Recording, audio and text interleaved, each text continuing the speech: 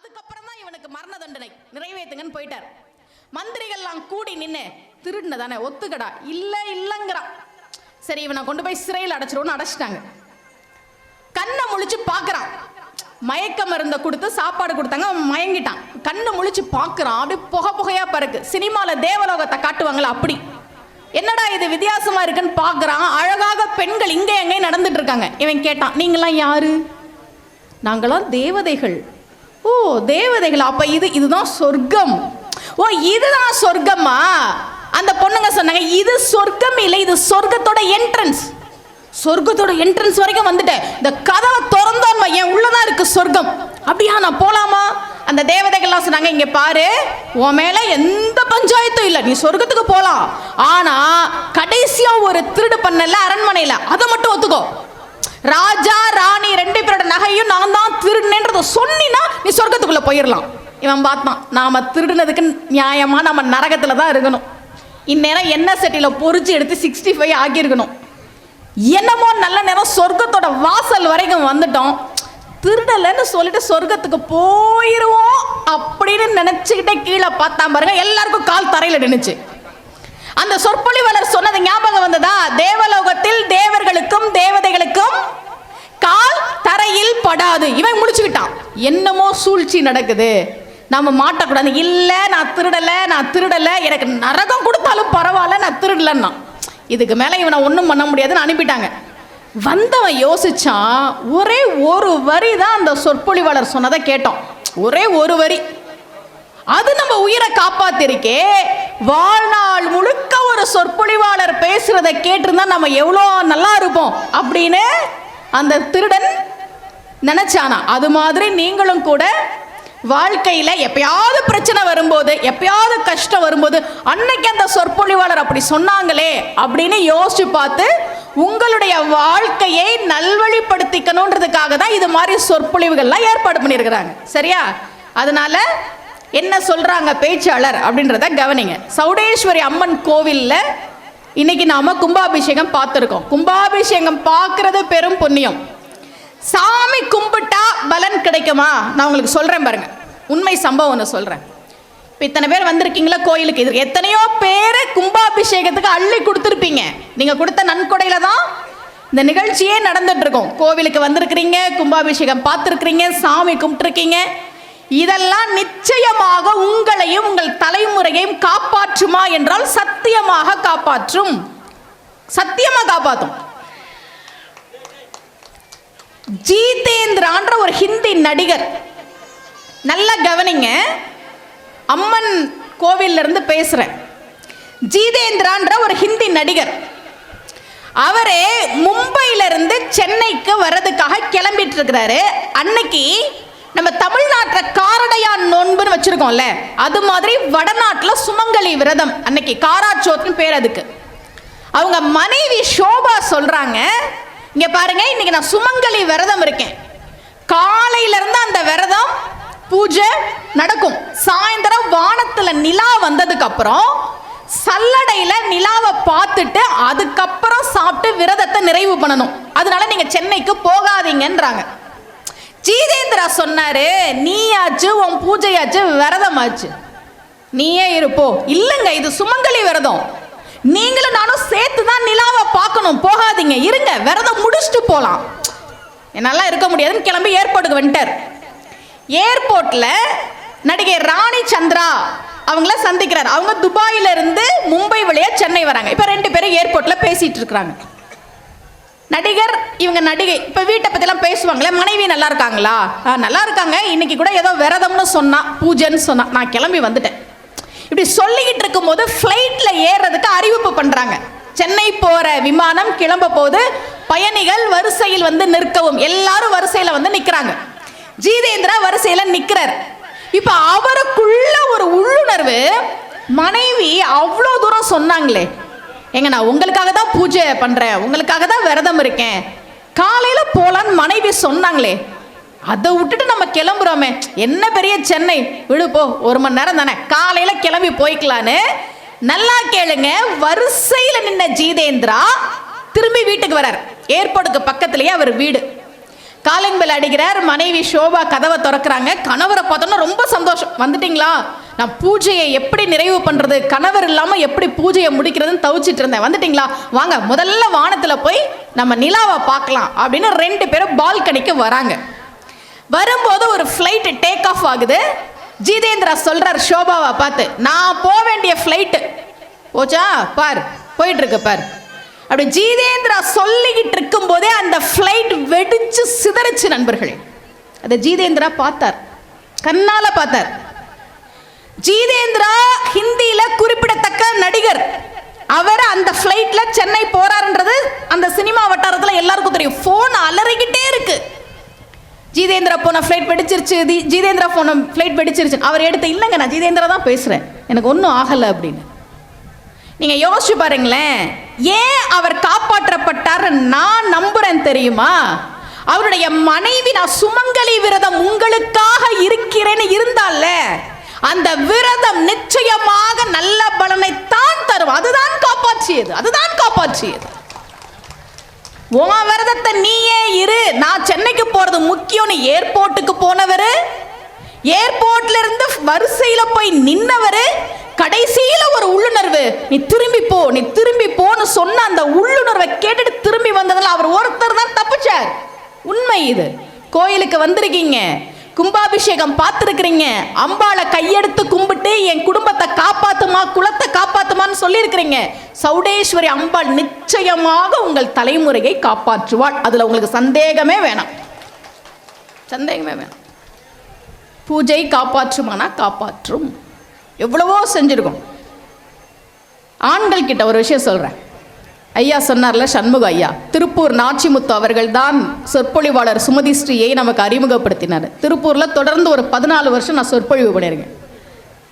ஆண்கள் நல்லா கவனிங்க. ஒரு வருஷம் நான் பேசும்போது கேட்டேன், உங்களை எத்தனை பேர் மனைவியை அடிப்பீங்க அப்படின்னு. உங்களை கேட்கல, திருப்பூர்ல கேட்டேன். நீங்கள் என்ன பண்ணுவீங்கன்னு நீங்கள் உங்கள் மனசாட்சிக்கு பதில் சொல்லிக்கோங்க. எத்தனை பேர் மனைவியை அடிப்பீங்க அப்படின்னு. கூட்டம் அமைதியாக இருந்தது. நான் சொன்னேன், அமைதியாக இருக்கும்போதே தெரிஞ்சிருச்சு. இல்லைன்னா தான் நீங்கள் தைரியமாக சொல்லியிருப்பீங்களே. அமைதியாக இருக்கும்போதே அங்கே இருக்குன்னு தானே அர்த்தம்.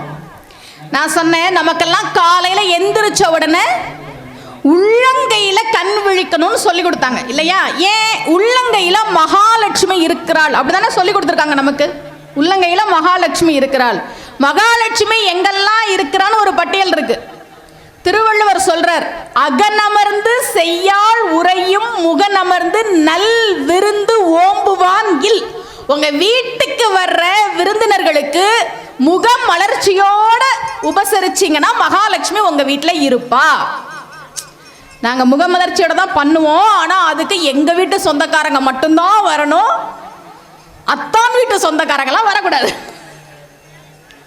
பட்டிமன்ற பேச்சாளர்கள்லாம் ஒரு செய்தி சொல்லுவாங்க. ஒரு பையன் போய் அப்பா கிட்ட கேட்டானா, அப்பா அப்பா எப்பப்பா நம்ம வீட்டுக்கு சொந்தக்காரங்க வருவாங்க? காக்கா கத்துனா வருவாங்க. அப்படியாப்பா? காக்கா கத்துனா வருவாங்களா? ஆமா. எப்பப்பா போவாங்க? அம்மா கத்துனா போயிடுவாங்க. காக்கா கத்தி வர உறவினர்கள் அம்மா கத்துனா போயிடுவாங்க. அப்படிலாம் இல்லை. உங்களுக்கு ஒரு ரகசியம் சொல்லித்தரேன். நீங்க யார் வீட்டுக்காவது போறீங்கன்னு வச்சுக்கோங்க, சாப்பிடுறீங்களா அப்படின்னு கேட்டா அந்த வீட்டில் இனிமே சாப்பிடாதீங்க.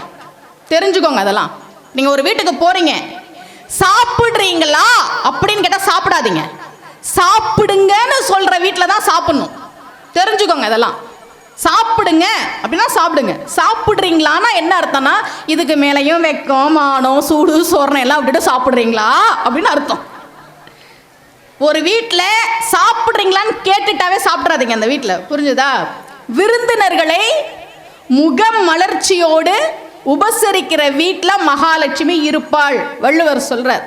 மகாலட்சுமி யோகம்ன்றது ரொம்ப முக்கியம். என்னங்க மகாலட்சுமி யோகம் நீங்க சொல்லுங்களேன் பார்க்கலாம். எது மகாலட்சுமி யோகம்? மகாலட்சுமி கடாட்சம் வேணும்னு சொல்றோம்ல, எது மகாலட்சுமி கடாட்சம் தெரியுமா? 100 பவுன் நகை வச்சிருக்கேன்னு சொல்லுவாங்க. 100 பவுன் நகை வச்சிருக்கேன். அப்படியா? எங்க வச்சிருக்கீங்க? பேங்க்ல வச்சிருக்கேன். வச்சிருக்கிறது பிரச்சனை இல்லை, நீ அதை போட்டிருக்கியா? அனுபவிக்கிற யோகம் தான் மகாலட்சுமி கடாட்சம். இன்னைக்கு நீங்க தெரிஞ்சுக்கோங்க. மேடம் 4 ஏக்கர்ல வீடு கட்டி இருக்கோம், அப்புறம் பையன் படிப்புக்காக சென்னைக்கு போய் வாடகை வீட்டில் இருக்கோம். வீடு கட்டினியே, நீ அந்த வீட்டில் குடியிருந்தியா? இல்ல இல்ல, யோகம் இல்ல. மகாலட்சுமி கடாட்சம்னா என்ன தெரியும்? பெரிய வீடு இருக்கு, 1000 பட்டுப்புடவை இருக்கு, 500 பவுன் நகர் இருக்கு, சரி, நீ அதை அனுபவிக்கிறியா? அனுபவிச்சா அதுதான் மகாலட்சுமி கடாட்சம். எல்லாருக்கும் அது கிடையாதுங்க. புதுக்கோட்டைக்கு பக்கத்துல ஒரு ஊருக்கு நான் பேச போயிருந்தேன். அப்போ அந்த அமைப்பாளர் சொன்னாரு, நம்ம ஊர்ல ஒரு அரண்மனை இருக்கு மேடம், நீங்க நிறைய படத்துல எல்லாம் பார்த்துருப்பீங்க அப்படின்னாரு. இந்த காஞ்சனா அரண்மனை படத்துல எல்லாம் பாக்குறீங்களே, எனக்கு ஒரு டவுட்டுங்க, அது ஏங்க பேயெல்லாம் பங்களாலேயே இருக்குது? குடிசை வீட்டிலலாம் பேயே இருக்கிறது இல்லைங்க, எல்லாம் பணக்கார பேயா தான் இருக்கு. அவர் சொன்னாரு, அம்மா இங்க ஒரு அரண்மனை இருக்கு, நீங்க நிறைய திரைப்படங்கள்லாம் பார்த்துருப்பீங்க, உங்களுக்கு நேரம் இருந்ததுன்னா போகலாமா அப்படின்னாரு. சரி போலாமே, அரண்மனையை நம்மளும் எப்பதான் பார்க்கறது அப்படின்னு கூட்டிட்டு போக சொன்னேன். பார்வையாளர்கள் அங்கே வராங்க. நல்ல பெரிய அரண்மனை, ரொம்ப பிரமிப்பா இருந்ததுங்க. ஏன்னா அது கட்டப்பட்டது ஆங்கிலேயர் ஆட்சி காலத்தில் கட்டியிருக்காங்க. பர்மா தேக்கு தான் எல்லாம், இத்தாலியிலேருந்து வந்த பொருட்கள் தான் எல்லாம் கப்பலில் வந்து அப்படி கட்டியிருக்கிறாங்க. 60 ரூம் இருக்கு. அந்த டைனிங் ஹால் பார்த்தீங்கன்னா 300-400 பேர் உட்காந்து சாப்பிட்லாம். அப்போ நான் கேட்டேன், எப்படி சார் இவ்வளோ பிரம்மாண்டமாக கட்டினாங்க? அவர் சொன்னார், பேரப்பிள்ளைகள் எல்லாரும் இந்த வீட்டில் இருக்கணுன்றதுக்காக இந்த வீட்டோட ஓனர் கட்டினாரு. அப்படியா? பேரப்பிள்ளைங்களாம் எங்க சார்? ஒருத்தர் கூட இங்க இல்ல, ஒருத்தர் இல்ல, எல்லாரும் சென்னையில சிங்கிள் பெட்ரூம் வீட்டில் இருக்கிறாங்கன்னாரு. அந்த அரண்மனைக்கு ஒரு ரிசப்ஷனிஸ்ட் பொண்ணு இருக்குது. அந்த பொண்ணை பார்க்குறேன், அந்த ஃபோனில் பேசுது. ஆமாம், அரண்மனையில் தான் இருக்கேன், நான் எப்பவும் அரண்மனையில் தானே இருப்பேன். நான் யோசித்தேன், இந்த பொண்ணு காலையில் கிளம்பும் போது என்ன சொல்லும்? அரண்மனைக்கு போயிட்டு வரேன், அரண்மனைக்கு போகிறேன் அப்படிங்கும். நாள் முழுக்க அரண்மனையில் இருக்கு. கிளம்பி வீட்டுக்கு போனதும் அரண்மனையிலேருந்து வர்றேன். அரண்மனையில் இருக்கணும்னு கட்டுனவங்க அரண்மனையில் இல்லை, சிங்கிள் பெட்ரூம் வீட்டில் இருக்கிறாங்க. வாடகை வீட்டில் இருக்கிற பொண்ணு அரண்மனையில் இருக்குது. புரியுதா? எது தெரியுமா யோகம்? ஒன்றை நீங்கள் அனுபவிக்கிறீர்களா, அதுக்கு பேர் தான் யோகம். அதுதான் மகாலட்சுமி கடாட்சம். என்ன மாதிரி பேச்சாளர்கள் பேச ஆரம்பிக்கும் போது ஃபில்டர் காஃபி கொண்டு வந்து வைப்பாங்க சார். அந்த வாசமே அப்பா, காஃபி அப்படி இருக்கும். எடுத்து குடிக்க முடியும்? எடுத்து குடிச்சோன்னு வைங்க, நாங்கள்லாம் உன் பேச்சை கேட்கறதுக்கு வந்திருக்கோம், உனக்கு காஃபி கேட்குதான்னு திட்டுவாங்க. பேசி முடிச்சுட்டு அந்த காஃபியை பார்த்தா ஆறி போயிருக்கும். என்ன, காஃபி இருந்துச்சு, கை கிட்ட தானே இருந்துச்சு, குடிக்க முடிஞ்சுதா? இல்லையே. மகாலட்சுமி கடாட்சம்னா என்னன்னு நீங்க தெரிஞ்சுக்கோங்க. உங்ககிட்ட இருக்கிறதை அனுபவிக்கிற யோகம் இருந்தா அதுதான் மகாலட்சுமி கடாட்சம். இப்போ திருப்பூர் ஐயப்பன் கோயிலில் நான் கேட்டேன், கரெக்டாக வந்துட்டேனா? எங்கே விட்டாலும் கரெக்டாக வந்துடுவேன். எத்தனை பேர் மனைவியா அடிப்பீங்க? எல்லாம் பேசாமல் இருந்தாங்க. நான் சொன்னேன், உங்கள் உள்ளங்கையில் மகாலட்சுமி இருக்கிறாள்னு நமக்கு சொல்லி கொடுத்துருக்காங்க இல்லையா? நீங்க உங்க மனைவியை அடிக்கும் போது, ஆண்கள் நல்லா கவனிச்சுக்கோங்க, உங்க மனைவியை நீங்க அடிக்கும் போது மனைவி கோவிச்சுக்கிட்டு அம்மா வீட்டுக்கு போறாங்களோ இல்லையோ, உங்கள் கையில் இருக்கும் மகாலட்சுமி சத்தியமாக உங்களை விட்டு போய்விடுவாள்னு. அங்கேயும் கூட்டம் இதே மாதிரிதான் அமைதியா இருந்துச்சு. பயம் வந்துருச்சுன்னு நினைக்கிறேன் எல்லாருக்கும். மனைவி கோவிச்சுக்கிட்டு போனா பரவாயில்ல, மகாலட்சுமி போனா எப்படிம்மா? மனைவி போனா பிரச்சனை இல்லை. ஒரு கணவனுக்கும் மனைவிக்கும் சண்டைங்க. கணவர் சொன்னாரு, இங்க பாரு, இனிமே நான் உன் கூட வாழ்றதுலன்னு முடிவு பண்ணிட்டேன். நீ யாரோ நான் யாரோ, உங்க அப்பா வீட்டுல இருந்து என்னெல்லாம் கொண்டு வந்து எல்லாத்தையும் எடுத்துட்டு கிளம்பு, இனிமே உனக்கும் எனக்கு எந்த சம்மந்தமும் கிடையாது சொல்லிட்டு போய் படுத்துட்டாரு. காலையில இப்படி தூங்கிட்டு இருந்த மனுஷன் இப்படி கண்ணை முழிக்கிறாரு, மேல இருந்த ஃபேனை காணோம். அப்படின்னு இப்படி பாக்குறாரு, சைட்ல இருந்த பீரோவை காணோம். அப்படின்னு அங்க பாக்குறாரு, ஏசியை காணோம். என்னடா, எந்திரிச்சு உட்காந்தா எல்லாம் மூட்டை கட்டி இருக்கு. எல்லாத்தையும் எடுத்துட்டு உங்க அப்பா வீட்டுக்கு கிளம்புன்னு சொன்ன உடனே மனைவி மூட்டை கட்டிட்டா. அப்புறம் ஏன் போகல? நம்மளை விட்டா அவளுக்கு வேற யார் இருக்கா, அதனால தானே அப்படின்னு பார்த்தா மனைவி ஓரமா நின்றுட்டு இருந்தாங்க. என்ன, என்கிட்ட மன்னிப்பு கேட்டுட்டு இங்கே இருக்கலான்னு மனசை மாத்திக்கிட்டியா? சரி சரி மன்னிச்சிட்டேன், போய் காஃபி எடுத்துட்டு வா. அந்த மனைவி சொன்னாங்க, யோ, இந்த கட்டிலும் மெத்தையும் எங்க அப்பா வீட்டுல இருந்து கொண்டு வந்தது, நீ முதல்ல எந்திரி. எந்திரிக்க சொல்றதுக்கு கூட நான் பேசக்கூடாதுன்னு எந்திரி நீ முதல்ல. அப்படி நான் இப்படிதான் பெண்கள் கிட்ட சொல்லி கொடுப்போம், ஞாபகத்தில் வச்சுக்கோ. என்ன, மனைவி போனா பரவாயில்ல, மகாலட்சுமி போனா எப்படி? அடுத்த வருஷம் அந்த ஊருக்கு திருப்பூர் ஐயப்பன் கோவிலுக்கு நான் சொற்பொழிவுக்கு போறேன். ஒரு கணவனும் மனைவியை என்னை பார்க்க வந்தாங்க. வந்தோடனே அந்த மனைவி ஒரு பையன் நீட்டினாங்க. உள்ளே வந்து ஒரு பட்டுப்புடவை இருந்தது. அவங்க சொன்னாங்க, என்னுடைய கணவர் வந்து என்னை அடிப்பாருமா. கெட்டவர்லாம் இல்லை, எதுக்கு எடுத்தாலும் அடிக்கிற கணவர்லாம் இல்லை. ஆனால் ஏதோ டென்ஷன்னா கை நீட்டுவார், அடிப்பார்.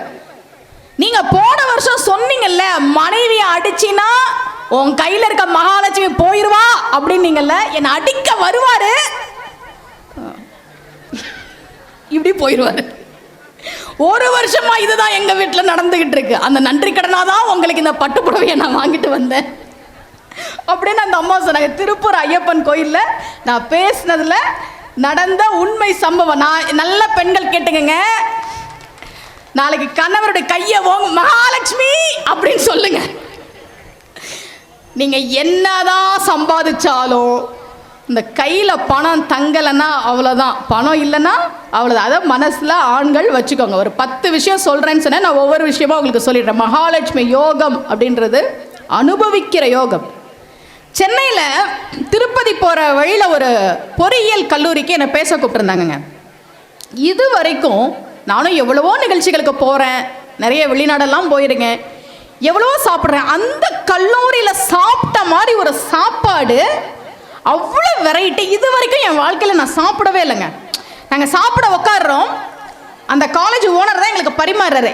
இலை போட்டோட தான் சொன்னார், இந்த வாழை இலை நம்ம தோப்பு இங்கே வச்சுருக்கோம், காலேஜே ஒரு 500-600 ஏக்கரில் இருக்குது, அதுக்கு பின்னாடி வயல் இருக்குது, வாழைத்தோப்பு இருக்குது, மாட்டு பண்ணை இருக்குது, கோழி எல்லாம் வச்சுருக்காங்க. அந்த திருப்பதி போகிற ரோட்டில் இருக்க அந்த கல்லூரி, இது நம்ம தோட்டத்தை இலை, அரிசி இது நம்ம வயலில் விளைஞ்சது, பருப்பு நம்ம இதில் விளைஞ்சது, ஐஸ்கிரீம் அது இது இப்படி வெரைட்டி வெரைட்டியாக வைக்கிறாங்க. எனக்கு அவ்வளோ ஆச்சரியம், ஒரு காலேஜில் வந்து இவ்வளோ இருக்குமா அப்படின்னு. ஐயா நீங்கள் சாப்பிட்லையா? இல்லை இல்லை நீங்கள் சாப்பிடுங்கம்மா, நீங்கள் சாப்பிடுங்கம்மா. சரி சாப்பிட்டு முடிச்சிட்டோம். அவர் சாப்பிட உட்கார்றாருங்க, சாதம் ரசம் ஊத்துறாரு. ஐயா எடுத்தோன்னே ரசம், குலோப் ஜாமுன் இருக்கு, என்னென்னமோ வச்சுருக்கீங்க. இல்லைம்மா எனக்கு உப்பு இல்லாமல் ரசம் மட்டும்தான் சாப்பாடு. அவர் உடம்புல ஏதோ ஒரு நோய்ங்க, அந்த தண்ணி வந்து ஒரு நாளைக்கு 1.5 லிட்டர் தான் அளவாம், நீங்கள் குடிக்கிற தண்ணி சாப்பாட்டோட சேர்த்து. அதனால ரசம் வந்து உப்பு இல்லாமல், காஃபி டீ தண்ணியே அளந்து சாப்பாடோட சேர்த்து ஒரு நாளைக்கு 1.25 லிட்டர், அதிகபட்சம் 1.5 லிட்டருக்கு மேலே என் உடம்பு ஏற்றுக்காதுன்னாரு. நினச்சிட்டேன், சுமதி ஸ்ரீ நீ எவ்வளோ பெரிய கோடீஸ்வரி தெரியுமா, 4 குலோப் ஜாமுன் சாப்பிட்டு இன்னும் 2 பேக் பண்ணி கொடுங்கன்னு கேட்டு வாங்கிட்டு வரோமே, நம்ம எவ்வளோ பெரிய கோடீஸ்வரி அப்படின்னு நான் நினச்சிக்கிட்டேன். நம்மளாம் கொடுத்து வைத்தவர்கள், அதை முதல்ல நம்ம புரிஞ்சுக்கணும். அன்னை பார்வதி தேவி, சௌடேஸ்வரி அம்மனுடைய வரலாறுலாம் நான் எடுத்து படித்தேன். எப்படி சிவபெருமானுடைய உடம்பிலிருந்து தோன்றி நாராயணனுடைய உந்தி கமலத்திலிருந்து அந்த நாரிலிருந்து நெசவு செய்வதற்காக இலையை எடுத்துக்கொண்டு வந்தபோது அம்பிகை எப்படி சௌடேஸ்வரி அம்மனாக காப்பாற்றி கொடுத்தாள் என்கிற வரலாறுலாம் நான் படித்தேன். இந்த பார்வதி தேவி காளி அம்மனாக இருக்காங்கல்ல, காளி அம்மன் நீங்கள் பார்த்துருக்கீங்கல்ல. நம்ம ஊர் காளி அம்மன்லாம் விடுங்க, கல்கத்தா கூட பேச போயிருந்தேங்க. கல்கத்தா தமிழ்ச்சங்கத்துக்கு நான் பேச போயிருந்தேன்.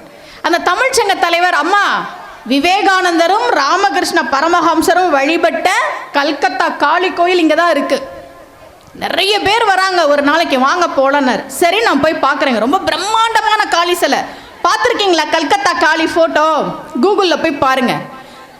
நாக்கு இவ்வளோ நீளத்துக்கு இப்படி இருக்கும், உக்கிரமான தெய்வம் அது. அது பெரிய பிரம்மாண்டமான சிலை வேறையா, பிரம்மாண்டமாக இருக்கு, கண்ணு அவ்வளோ உக்கிரமா இருக்கு, நாக்கு இவ்வளோ நீளத்துக்கு இருக்கு, பார்த்தோன்னே பயம் வருதுங்க. சாமினா ஒரு சாந்தம் இருக்கணும்ல, ஏன் உக்கிரமான தெய்வங்களை வீட்டில் வச்சு கும்பிடக்கூடாதுன்னு சொல்றாங்க? சொல்லுங்க பாபம், ஏன் சொல்றாங்க? இல்லை எங்கள் மனைவியே ரொம்ப உக்கிரமாக தான் இருப்பாங்க, ப்ளஸ்ஸும் சேரக்கூடாது. இல்லை, ஏன் உக்கிர தெய்வங்களை வீட்டில் வைக்கக்கூடாதுன்னு சொல்றாங்களே, ஏதோ ஒரு விதத்தில் அந்த குணம் நமக்குள்ள வந்துடும், வேணாம் அப்படின்னு சொல்றாங்களே. இது அவ்வளோ பெரிய சிலை, பிரம்மாண்ட சிலை, உக்கிரமா இருக்குங்க அந்த தெய்வம். நான் அந்த தமிழ்ச்சங்க தலைவர்கிட்ட கேட்டேன், சார் பயமா இருக்கு சார், சாமின்னா பார்த்தோன்னா சாந்தமா இருக்கணும், அழகா இருக்கணும், என்ன சார் இவ்வளோ உக்கிரமா இருக்காங்கன்னு. அவரு சொன்னாரு, மேடம் இது உக்கிரமான காளின்னா நினைச்சிட்டீங்க. ஆமா சார், நீங்க வேற, இது உக்கிரம் தணிஞ்ச காளினாரு. உக்கிரம் தணிஞ்ச காளியா? ஆமா மேடம். என்ன மேடம் நீங்க ஆன்மீக சொற்பொழிவாளரா ஊர் ஊரா போய் பேசிட்டு இருக்கிறீங்க, புஞ்சை புளியம்பட்டி சௌடேஸ்வரி அம்மன் கோவிலெல்லாம் வேற கூப்பிடுறாங்க, இந்த விஷயம் உங்களுக்கு தெரியாதான்னு. சார் சொல்லுங்க சார், இந்த தட்ச யாகம் நடந்தப்ப பார்வதி தேவி சிவபெருமான் கிட்ட சொல்லாம கிளம்பி போயிட்டாங்க. நீங்க பெண்கள் கவனிச்சிருக்கீங்களா? பிறந்த வீட்டுக்கும் கணவருக்கும் ஏதோ ஒரு சண்டை வந்துருக்கும். இப்போ சொந்த தம்பிக்கு கல்யாணம், வீட்டுக்காரு விட மாட்டாரு. ஆனாலும் தம்பி கல்யாணத்துக்கு போகணுமேனு பாசம் தடுக்கும். கணவர்கிட்ட சொல்லுவாங்க, நீங்க வராதீங்க, உங்களை கூப்பிடலங்க, நீங்க வராதீங்க, நான் மட்டும் போறேன். கணவரையும் மரியாதையா பாத்துக்கிறாங்களாம், பிறந்த வீட்டையும் விட்டு கொடுக்காம இருக்கிறாங்களா. இப்படி கிளம்பி போவாங்களா, அது மாதிரி கிளம்பி போயிட்டா தாட்சாயினி, நீ வராத, நான் போறேன். இப்போ சிவபெருமானுக்கு கோபம் வந்தது. அந்த கதையெல்லாம் நமக்கு தெரியும்ல. நெருப்புக்குள்ள தாட்சாயினி போன உடனே அப்புறம் சிவபெருமான் வந்து அந்த துண்டுகளாக உடம்பு போனது, அதுதான் சக்தி பீடம். அந்த கதையெல்லாம் நமக்கு தெரியும்ல. இப்போ பார்வதி தேவி உக்கிரமா இருக்காங்க. அதுக்கு முன்னாடி சிவபெருமான் கோச்சுக்கிட்டாரு அப்படின்ட்டு உக்கிரமான உக்கிரத்தோட இருக்கிறாங்க, ஆடுறாங்க. அவங்க வழக்கமா சிவபெருமான் தான் ருத்ரதாண்டவம் ஆடுவார், இங்க பார்வதி தேவி ருத்ரதாண்டவம் ஆடுறாங்க. மகாவிஷ்ணு போனார், மச்சான்ல போய் தங்கச்சியாச்சே பேசுவோன்ட்டு, மாப்பிள்ள இப்படியே ஆடிக்கிட்டு இருந்தா என்ன ஆகுறது, ஒரு வார்த்தை போய் சரிம்மா வீட்டுக்கு போகலாம் வான்னு கூப்பிடுங்க, உலக உயிர்களுக்கெல்லாம் நீங்க 2 பேரும் சேர்ந்து தானே அருள் செய்யணும், போங்க அப்படின்னா சிவபெருமான் முடியாதுன்ட்டார். என்னெல்லாம் முடியாது, வர்றப்ப வரட்டும், எல்லா வீட்லையும் இது உண்டு. ஒன்று தெரிஞ்சுக்கோங்க, தெய்வங்களுக்கு நடக்கிற சண்டையெல்லாம் நம்ம பார்க்குறோம்ல, பெருமாளுக்கும் தாயாருக்கும் சண்டை, சிவனுக்கும் பார்வதிக்கும் சண்டை அப்படின்னா என்ன அர்த்தம்னா, தெய்வங்களா இருந்தாலும் வீட்டில் சண்டை வரும். இப்போ பழனி கும்பாபிஷேகம் கோவிலில் நான் பேசும்போது கேட்டாங்க, ஏங்க ஒரு மாம்பழத்துக்காக வாங்க, டபக்குன்னு காலில் விழுந்துட்டேன். இது புராணம் சொல்லுது, இதிகாசம் சொல்லுது, சுமதி ஸ்ரீ சொல்லலை, புராணத்தில் இப்படிதான் இருக்கு. காலில் விழுந்துட்டார். விழுந்த உடனே அதை எதிர்பார்க்காத பார்வதி தேவி ருத்ரமாக ஆடிக்கொண்டது அப்படின்னு அதிர்ச்சியில நின்னாங்கல்ல, உக்கிரம் தணிஞ்சு. அதுதான் கல்கத்தா காளி சிலை. இதிலிருந்து உங்களுக்கு சொல்லப்படுகிற செய்தி என்ன என்றால், புரிஞ்சிருச்சா சார்? குடும்பம்னா பிரச்சனைகள்லாம் இருக்கதான் செய்யும். அதுக்காக டேஷ் டேஷ் டேஷ் அது நான் சொல்ல மாட்டேன். அம்பாளினுடைய மகிமை இருக்கு பாருங்க. பார்வதி தேவி பல அவதாரங்களை எடுத்திருக்கிறார். நான் ஏற்கனவே சொன்ன மாதிரி ஜீதேந்திரா வாழ்க்கையிலிருந்து ஒரு உதாரணம் சொன்னல. நீங்க அம்பிகைட்ட ஒரு கோரிக்கை வச்சுட்டீங்க அப்படின்னா அப்பாவுக்கும் அம்மாவுக்கும் என்ன வித்தியாசம்னா, அப்பா சோதிப்பார். சிவபெருமான், நான் இந்த காலையில 8:55 வந்தேன்னு சொன்னல, உலகெல்லாம் உணர்ந்து ஓதற்கரியவன் பெரிய புராண பாட்டு பாடும்போதே நான் வந்துட்டேன். பெரிய புராணம் பாடினாங்கல்ல, பெரிய புராணத்துல சிவபெருமான் செய்த அத்தனை திருவிளையாடல்களை எடுத்து பார்த்தா ஒரு வில்லன் என்ன பண்ணுவாரோ அதான் பண்ணிருக்கிறார். சோதித்தல், பக்தர்களை சோதித்தல். பெரிய புராணத்தை எடுத்து பார்த்தோம் அப்படின்னா எப்படியெல்லாம் பக்தர்களை சோதித்து ஆட்கொண்டான் சிவபெருமான நமக்கு புரியும். ஆனா அம்பிகை அப்படி அல்ல, அவளுக்கு சோதிக்க தெரியல, அவ அம்மா. நீங்க பாருங்களேன், வலி வரும்போது அப்பா வலிக்குது அப்படியா சொல்லுவோம்? என்ன சொல்லுவோம்? அம்மா வலிக்குது. வலி போன உடனே அப்பா, அப்பா எப்பவுமே வலி போனோன்னு தான் வருவார். வலிக்கும் போதெல்லாம் நம்ம அம்மாவை தான் நினைப்போம். அம்பாளுக்கும் சுவாமிக்கும் என்ன வித்தியாசம்னா, அம்பாள் சோதிக்க மாட்டாங்க. எந்த புராணத்தை எடுத்து பார்த்தாலும் இதுதான் கதை. அபிராமி அந்தாதியில பாக்குறோம், அம்பாளுக்கு அவ்யாஜ கருணாமூர்த்தின்னு ஒரு பேர் உண்டு. காரணமே இல்லாமல் கருணையை பொழிபவள். நீங்க கேட்டீங்கன்னா கொடுத்துருவா, சோதிக்கலாம் மாட்டா. அதுதான் அம்பாளுக்கு இருக்கக்கூடிய விசேஷம். மீனாட்சி அம்மன் கோவிலை பத்தி சொல்றேன் பாருங்க ஒரு செய்தி. சாமி இருக்கா? இருக்கு. அதிசயத்தை இன்னைக்கும் இந்த கலியுகத்திலே நடத்தி காட்டுமா? காட்டும். இந்திரா சௌந்தரராஜன் ஒரு எழுத்தாளருங்க, உங்களுக்கு தெரிஞ்சிருக்கும். மர்மதேசம்லாம் தொடர்லாம் வந்துச்சுல்ல சீரியல். இப்போ நாங்கள் சுந்தரி பார்த்துட்டு இருக்கிறோம், பாரதி கண்ணம்மா பார்த்துக்கிட்டு இருக்கிறோம். பரவாயில்ல, மர்மதேசம்னு ஒரு சீரியல் வந்து அது நிறைய தொடர்கள்லாம் அவர் எழுதியிருக்கார். இந்திரா சௌந்தரராஜன், அவர் மதுரை. விஷயத்தை கேளுங்க. எத்தனை பேர் இன்னைக்கு கும்பாபிஷேகத்தில் நம்ம சௌடேஸ்வரி அம்பாள் கிட்ட உங்க வேண்டுதலை வச்சிங்களோ? பிள்ளைக்கு நல்லபடியாக கல்யாணம் ஆகணுமா, பிள்ளைக்கு நல்லபடியாக வேலை கிடைக்கணுமா, என் உடம்புல இருக்கிற நோயை குணமாக்கி கொடுமா, சொந்த வீடு அமையணுமா, எதிரி தொல்லை தாங்கலமா, காப்பாற்றி கொடுமான்னு என்னென்ன வேண்டுதலை நீங்கள் வச்சிங்களோ அதை விட பல மடங்கு அம்பாள் உங்களுக்கு தருவாள்ன்றதுக்கு இதை நான் சொல்கிறேன் கேளுங்க. எழுத்தாளர் இந்திரா சௌந்தரராஜன் அவர் பத்திரிகையில் விகடனில் ஒரு தொடர் எழுதுறார். ஒரு நாள் அவருக்கு தந்தி வருது. அப்போ ஃபோன்லாம் கிடையாது, செல்ஃபோன்லாம் கிடையாது. தந்தி வருது. நான் இயக்குனர் கே பாலச்சந்தரோட பையன் பால கைலாசம், இந்த எண்ணுக்கு ஃபோன் பண்ணுங்கன்னு ஒரு தந்தி வருது. இவர் அந்த தந்தி எடுத்துட்டு ஃபோன் பண்ணுறதுக்காக போகிறார். நாளைக்கு போய் ஃபோன் பண்ணுவோம், ஏன்னா அன்னைக்கெலாம் ட்ரங்க் கால் புக் பண்ணி தானே ஃபோன் பண்ணோம். சரி காலையில் போய் ஃபோன் பண்ணுவோம் அப்படின்னு இருக்கிறார். அவர் மதுரை. அவர் அன்னைக்கு அவருக்கு அலுவலகத்திலேருந்து பணம் ஏதோ வந்திருக்கு, ஒரு 10,000 ரூபா போல் வந்திருக்கு. இந்த வருஷம் முழுக்க சேர்த்து வச்சு கொடுப்பாங்களா, அப்படி ஒரு பணம் வந்திருக்கு. அவங்க மனைவி என்ன பண்ணியிருக்காங்க, 10,000 ரூபாயா மீனாட்சி உன் உண்டியல்ல கொண்டு வந்து போடுறேன்னு இருக்காங்க. இவர் அடி பாவி, 10,000 ரூபாய் பணத்தை மீனாட்சி உண்டியல்ல போய் விடுறியா? நான் ஒரு வருஷம் 2 வருஷம் ஆஃபீஸில் வேலை பார்த்து கஷ்டப்பட்டு சம்பாதிச்ச பணத்தை உண்டியல்ல கொண்டு போய் போட போறியா நீ? என்னமோ மீனாட்சிக்கு கொடுக்கணும்னு தோணுச்சுங்க, சொல்லிட்டேன் விடுங்க. மீனாட்சி நம்ம 1 கொடுத்தா 3 கொடுப்பா. இவருக்கு மனசு ஆறவே இல்லை. நீ எப்படி 10,000 ரூபாய் கொண்டு போய் மீனாட்சி அம்மன் உண்டியல்ல போடுவேன்னு வேண்டிக்கலாம். 1000 ரூபாயை போடு, மீனாட்சி கணக்கா கேட்க போகுது. 1000 ரூபாய் போட்டு இருக்கிறாய் மகனே, ஜிஎஸ்டி இவ்வளவு, இந்தம்மா நீ கொடுத்த பணத்துக்கு டாக்ஸி இவ்வளோ, மீனாட்சி வந்து கேட்கவா போறா? 1000 ரூபாய் கொடுத்துக்கலாம், மீனாட்சியெல்லாம் ஒன்றும் கோச்சிக்க மாட்டான். இல்லைங்க என்னமோ என் வாயில வந்துச்சு 10,000த்தையும் போடுறேன்னு. போட்டுடலாம். மீனாட்சி அம்மன் கோயிலுக்கு காலையில் கிளம்பி போகிறாங்க 2 பேரும். இவர் கோவில் இருந்துட்டு கொஞ்சம் யோசிச்சுக்கோங்க, இந்த 10,000 ரூபா பணத்துக்கு நான் எவ்வளோ கஷ்டப்பட்டிருப்பேன் யோசிச்சு பாரு. உனக்கு என்ன மீனாட்சி உண்டியல்ல போடுறேன்ட்ட என்ன யோசிச்சு பாரு. ஆஃபீஸில் எவ்வளோ கஷ்டப்பட்டு சம்பாதிச்சேன். மீனாட்சி ஒன்றும் கோச்சிக்க மாட்டான். 1000 ரூபாய் போடு, அதுவே அதிகம்தான், ஒன்றும் கோச்சிக்க மாட்டேன். அம்மாட்ட நான் சொல்லிக்கிறேன், இந்த அம்மா நம்ம 1 கொடுத்தா 3 கொடுப்பாங்க, பேசாமல் இருங்க, கொடுங்க பணத்தை கொண்டு போய் 10,000 ரூபாய் உண்டியல்ல போட்டாச்சு. இவருக்கு மனசு தாங்கலை, 10,000 ரூபாய் உண்டியல்ல போட்டா. சரி நீ வீட்டுக்கு போ, தந்தி வந்துச்சு இல்லையா, அங்கே ஃபோன் பண்ண போகணும். ஃபோன் பண்ணுறாரு இயக்குனர் பாலச்சந்தருடைய பையன், நான் உங்ககிட்ட பேசணும், நீங்கள் கொஞ்சம் சென்னைக்கு வரீங்களா அப்படின்னு சொல்கிறாரு. இவர் சென்னைக்கு கிளம்பி போகிறாரு. போன உடனே இயக்குனர் பாலச்சந்தரோட பையன் சொன்னாரா, அவங்க தொடர் வருதில்ல இந்த இதழில், அதை நாங்கள் படித்தோம், இதை நாங்கள் சீரியலாக எடுக்கலான்னு முடிவு பண்ணியிருக்கோம், நீங்களே அதுக்கு திரைக்கதையை எழுதுங்க, அதுக்கு நாங்கள் உங்களுக்கு பணம்லாம் கொடுக்குறோம், இது உங்களுக்கு அட்வான்ஸ் அப்படின்னு அட்வான்ஸ் கொடுத்தாராம். கவரை பிரித்து பார்த்தா 30,000 ரூபாய் இருந்ததாம். எங்க அம்பாள் இருக்கா தெரியுமா, எங்க சாமி இருக்கா தெரியுமா? 29,000 கொடுத்தாங்க, அம்பாள் இல்ல. அது அம்பாளால நடந்த காரியம் இல்ல. 31,000 கொடுத்திருந்தாலும் அது அம்பாளால நடந்த காரியம் இல்ல, சத்தியமா இல்ல. 10,000 ரூபாய உண்டியல்ல போட்டுட்டு 1 கொடுத்தா 3 இந்த அம்பாள் கொடுப்பான்னு சொல்லிட்டு வந்த உடனே 10,000க்கு 3 மடங்கு 30,000 கையில வந்து சேர்ந்துச்சு. அங்க அம்பாள் இருக்கா? இருக்கா? இப்படிதான் சாமி நான் உன் கூட இருக்கேன் அப்படின்னு நமக்கு உணர்த்தும். காலையில கும்பாபிஷேகத்துல சௌடேஸ்வரி அம்மன் கிட்ட நீங்க என்னென்ன வேண்டுதல்கள் வச்சீங்களோ அத்தனையும் அம்பாள் நிச்சயமாக நிறைவேற்றி தருவாள், சந்தேகமே வேணாம். பக்தியில நம்பிக்கை தான் ரொம்ப முக்கியம். அதே மாதிரி பரிகாரம்லாம் பலிக்கணும்னு வச்சுக்கோங்களேன். இப்போ என்கிட்ட ஜாதகம் பார்க்க வரவங்களாம் என்ன பரிகாரம் பண்ணுறதுன்னு கேட்பாங்க.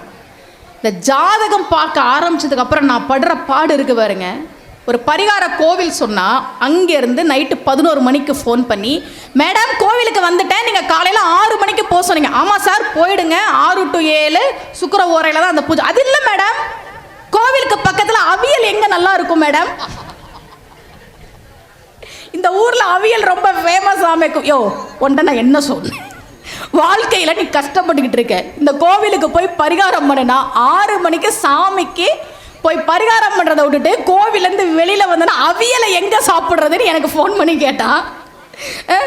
மேடம் என் மாடு வந்து மாசமாக இருக்குது, கண்ணுக்குட்டியா காலக்குட்டியா, எனக்கு கண்ணுக்குட்டி தான் வேணும், இதெல்லாம் ஜாதகத்தில் பார்க்க முடியாது. இப்படியெல்லாம் வந்து மக்கள் வந்து ஏதோ ஒரு ஜாதகம் படிச்சிட்டோம் அப்படின்னு சொன்னோன்னா இந்த மாதிரிலாம் சொல்லுவாங்க. நான் உங்களுக்கு சில விஷயங்கள் சொல்கிறேன்னு சொல்ல, வாழ்க்கையில் நீங்கள் பரிகாரம் பண்ணுறதை பலிக்கணும் அப்படின்னா முதல்ல நாம் நல்லவங்களாக இருக்கணும், நாம் தகுதியோடு இருக்கணும். சில பேரை பார்த்தா என்கிட்ட நிறைய பேர் அழுவாங்கங்க, எங்கள் பங்காளி குடும்பம் தான் எங்களை ஏமாற்றிட்டாங்க, சொத்தெல்லாம் எழுதி அவங்க நல்லா இருக்காங்க, என் கூட பார்ட்னராக இருந்தான் என்னை ஏமாத்திட்டான், அவன் நல்லா இருக்கான். ஒன்று தெரிஞ்சுக்கோங்க, அவங்களாம் நல்லா இருக்கிறதா நீங்கள் நினச்சிக்கிட்டு இருக்கிறீங்க, அவ்வளோதான். யாரும் யாரையும் ஏமாத்திட்டு நல்லாவே இருக்க முடியாதுன்றதான் இத்தனை வருஷனோட வாழ்க்கையில நான் பார்த்தது. உண்மையா சொல்றேன். இதே பார்ட்னர் ஏமாத்திட்டாருன்னு ஒருத்தர் வந்து அழுதார். இது நடந்து ஒரு 10 வருஷம் இருக்கும். அப்போ நாங்கள் கோபிச்செட்டிப்பாளையத்தில் தான் இருந்தோம். ஏமாத்திட்டாரு, பார்ட்னர் ஏமாத்திட்டாரு. ஒரு 25 லட்சம், 10 வருஷத்துக்கு முன்னாடி 25 லட்சம்ன்றது எவ்வளோ பெரிய பணம். அவன் நல்லா இருக்கான், ஏமாத்தினவே நல்லா இருக்கான், இந்த உலகத்தில் சாமியே இல்லைன்னாரு. அதை சொல்லக்கூடாது நம்ம. இங்கே பாருங்க, அவருக்கு ஒரு குழந்தை பிறந்தது. ஏமாத்தினார்ல, அவருக்கு ஒரு குழந்தை பிறந்ததுங்க. குழந்தைக்கு உடம்புல ஒரு குறை, அந்த வைத்திய செலவுக்கே அவங்களால செலவு பண்ண முடியல. இப்போ அந்த சாபம் கொடுத்தாருல, அவரே பரிதாபப்படுறாரு. பாவம் எப்படி தான் சமாளிக்கிறாங்களோ. ஒருத்தரை ஏமாத்திட்டு இன்னொருத்தரெல்லாம் நல்லா இருக்க முடியாது. கோவிலுக்கு வரமா நாம நல்லவங்களா இருக்கணும், நம்ம வார்த்தை நல்ல வார்த்தைகளா இருக்கணும். திருமூலர் சொல்றார் எப்படி சாமி கும்பிடணும் அப்படின்றத. யாவர்க்குமாம் இறைவர்க்கு ஒரு பச்சிலை. என்ன ஒரு தீர்க்க தரிசிங்க. நான் யோசிப்பேன், அவர் மட்டும் நீ ஒரு பச்சை இலையை எடுத்துட்டு போ சாமிக்கு, இவ்வளவுதான் சொல்றாரு. அது என்ன இலைன்னு சொல்லலை. நீ ஒரு பச்சை இலையை எடுத்துட்டு போ. நம்ம என்ன பண்ணுவோம், பிள்ளையாரா இருந்தா அருகம்புல், பெருமாளா இருந்தா துளசி, மாரியம்மனா இருந்தா வேப்பலை, இப்படிதானே எடுத்துட்டு போவோம். யாவர்க்குமாம் இறைவருக்கு ஒரு பச்சை, பச்சை கலர்ல ஒரு இலையை எடுத்துட்டு போங்கிறார். என்ன இலைன்னு சொல்லலை. ஏன் சொல்லலை தெரியுமா? யாவர்க்குமாம் இறைவருக்கு ஒரு வெற்றிலைன்னு சொல்லி இருந்தாரு வைங்களேன். ஆமா, வெத்தலையை எங்க போய் தேடுறது, எங்க ஊர்ல வெத்தலையே இல்லை அப்படின்னு நாமளே நமக்கு சமாதானம் பண்ணிக்குவோம். ஏதாவது ஒரு பச்சை கலர்ல எடுத்து போடு. யாவர்க்குமாம் இறைவருக்கு ஒரு பச்சிலை, யாவர்க்குமாம் உண்ணும் போது ஒரு கைப்பிடி, ஒரு கைப்பிடி தானம் பண்ணிட்டு சாப்பிடு. நிறைய பேர் அதை பண்றதே இல்லை. ஒரு விஷயம் தெரிஞ்சுக்கோங்க, அன்னதானத்தில் இன்னைக்கு மதியானம் சாப்பிடுவீங்க, கல்யாணத்துக்கு போனால் சாப்பிடுவீங்க, எங்க சாப்பிட்டாலும் இலையில கொஞ்சமாவது மீதி வைக்கணும். தெரிஞ்சுக்கோங்க, இலையில கொஞ்சமாவது மீதி வைக்கணும். ஏன்? அதை நம்பி சாப்பிட்றதுக்கு சில நாய்கள் வரும். இலையை கொண்டு வந்து போட்ட உடனே நாய் அங்கிருந்து ஓடி வரும். ஏதாவது எனக்கு இங்கே சாப்பிட இருக்கணும். எதுவுமே இல்லைன்னா நமக்கு முன்னாடி ஏதோ ஒரு நாய் சாப்பிட்டுருச்சு போல இருக்குன்னு நினச்சிக்குமா அப்படின்னு எங்கள் ஊரில் ஒரு பெரியவர் சொன்னார். அதனால இலையில கொஞ்சமாவது மிச்சம் வை. பெரியவங்க அதை நம்பி ஒரு நாய் வரும்டா, அதை ஏமாத்தாத நீ. யாவர்க்குமாம் உண்ணும் போது ஒரு கைப்பிடி, யாவர்க்குமாம் பசுவிற்கு ஒரு வாயுரை. பசுமாட்டுக்கு உணவு கொடுனாங்க. அமாவாசைக்கு அமாவாசை பசுமாட்டுக்கு அகத்திக்கீரை கொடுக்குறோமே, ஏன் சொல்லுங்க பாவம்? ஏன் அகத்திக்கீரை கொடுக்கணும்? ஏன் பசலைக்கீரை நல்லா தானே இருக்குது, ஏன் பசலைக்கீரை கொடுக்கறது இல்லை? ஏன் முருங்கைக்கீரை நமக்கு தெரியறது இல்லைங்க. ஏன் இதெல்லாம் பண்றோம்னு தெரியறது. குலதெய்வம் கோயிலுக்கு போய் பொங்கல் வைக்கிறோமே, அது ஏன்? நீங்க வைப்பீங்களா உங்க குலதெய்வம் கோயில சக்கரை பொங்கல் வைக்கிற வழக்கம் உண்டா உங்களுக்கு? என்ன பிரச்சனை வந்தாலும் குலதெய்வம் கோயிலுக்கு போய் பொங்கல் வைன்னு சொல்றோம்ல. என்ன பிரச்சனை வந்தாலும் முதல்ல போய் குலதெய்வத்துக்கு போய் பொங்கல் வச்சுட்டு வா. ஏன் வைக்கிறோம் தெரியுமா? ஏன் வைக்கிறோம் சொல்லுங்க பாப்போம். நான் சொல்றேன் உங்களுக்கு, நான் அந்த ஜோதிடம் படிச்சதுனால சில விஷயங்கள் தெரியும், அதனால சொல்றேன். ஏன் தெரியுமா குலதெய்வத்துக்கு போய் பொங்கல் வைக்க சொல்றோம்? ஜாதகத்தில் 12 கட்டம் இருக்கு. 5வது கட்டம் பூர்வ புண்ணிய ஸ்தானம்.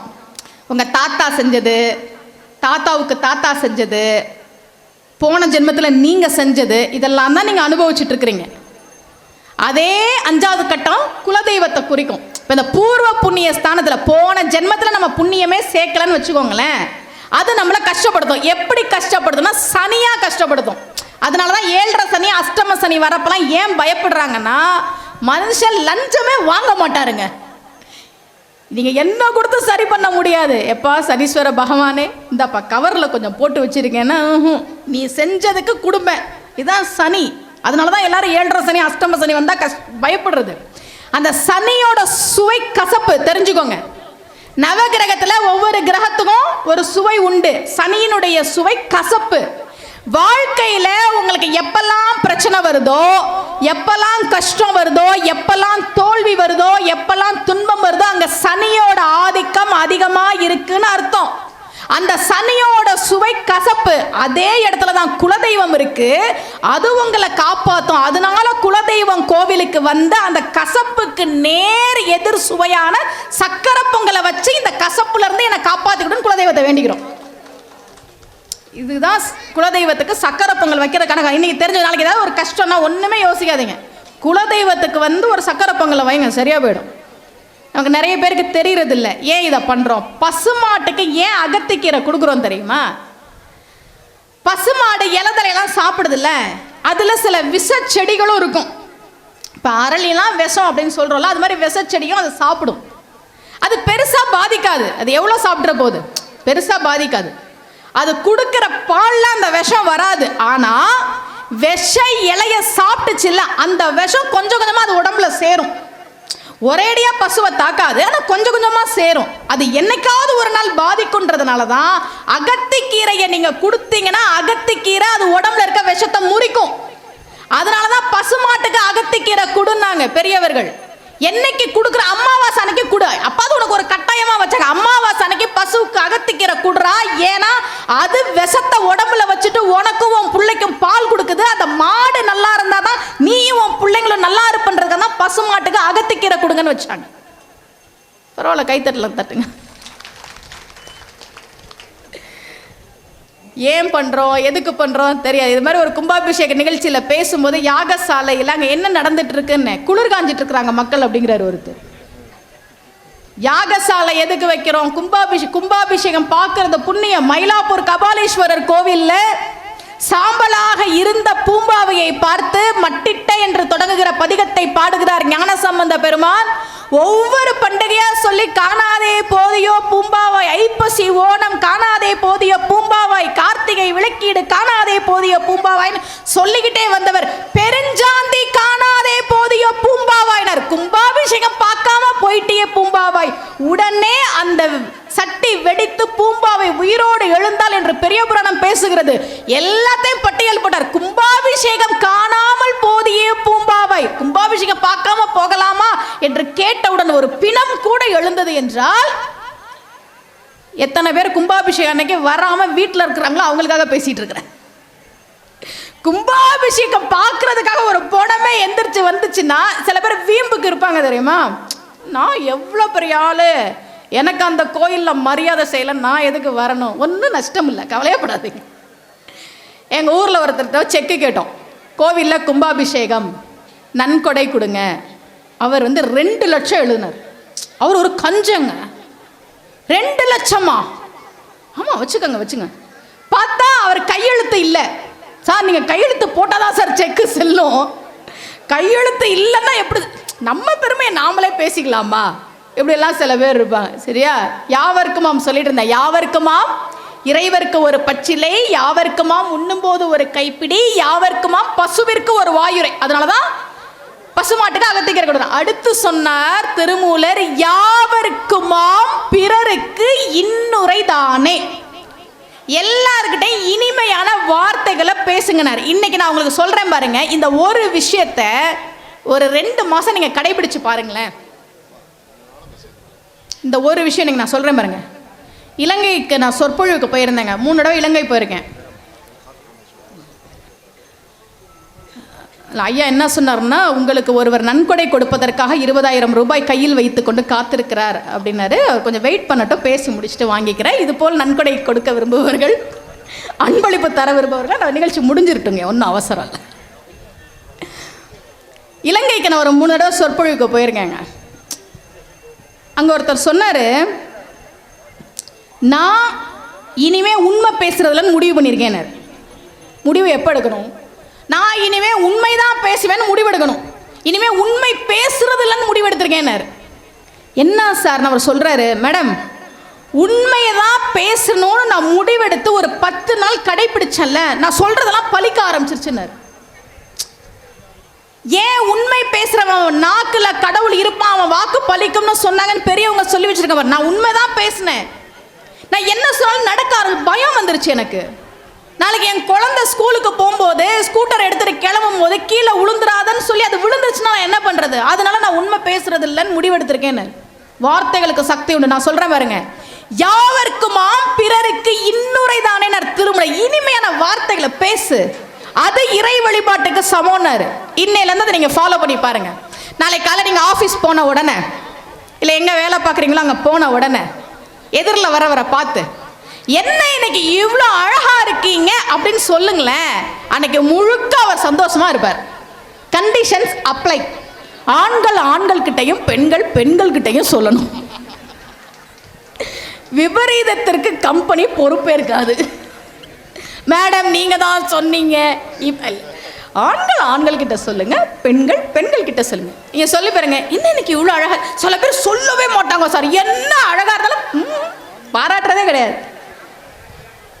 போன வருஷம் என் பிறந்தநாள் அன்னைக்கு போத்தீஸில் போய் 25,000 ரூபாய்க்கு சுடிதார் வாங்கினேன். ஓ, 25,000 ரூபாய்க்கெல்லாம் சுடிதார் வாங்குவீங்களான்னு கேட்கக்கூடாது. நிகழ்ச்சிகள் 50,000 வாங்குறோம்ல, சண்முகம் சார் கவனிக்க வேண்டும். நிகழ்ச்சிகள் 50,000 வாங்குறோம்ல, அதில் 25,000 ஒரு சுடிதார் எடுத்தாங்க. 3 மணி நேரம் தேடி தேடி தேடி பார்த்து அந்த டிசைனு, அந்த கலர் எல்லாம் எனக்கு பிடிச்சிருந்தது. அதனால எனக்கு 25,000 ரூபான்றது ஒரு பெரிய விஷயமா தெரில.